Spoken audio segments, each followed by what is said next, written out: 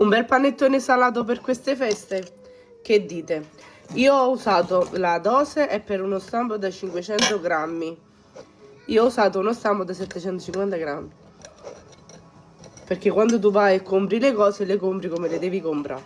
Quindi in descrizione ve scriverò uno stampo da 500 grammi.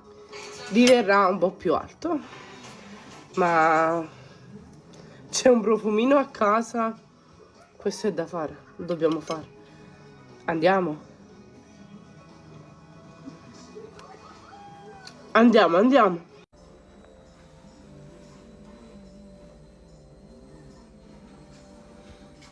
Io ho messo uova a temperatura ambiente, sale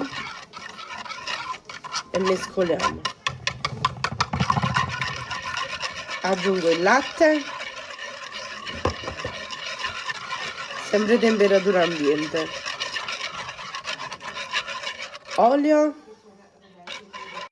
formaggio grattugiato,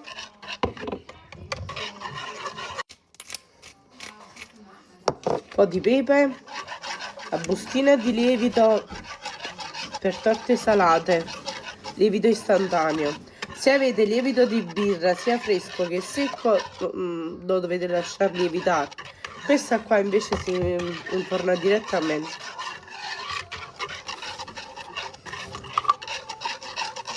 Aggiungo la farina.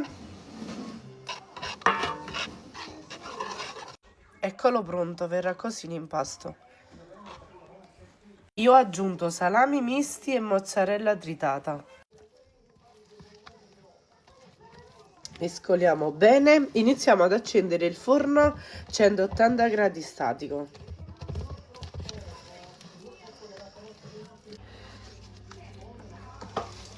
Come ripieno, se a voi piace, potete fare anche speck e funghi, è molto buono, però a casa mia non a tutti piace, quindi la cosa è andata così. Io in forno e torno subito. Non vi muovete che torno subito. 40 minuti ed è pronto. Provatelo.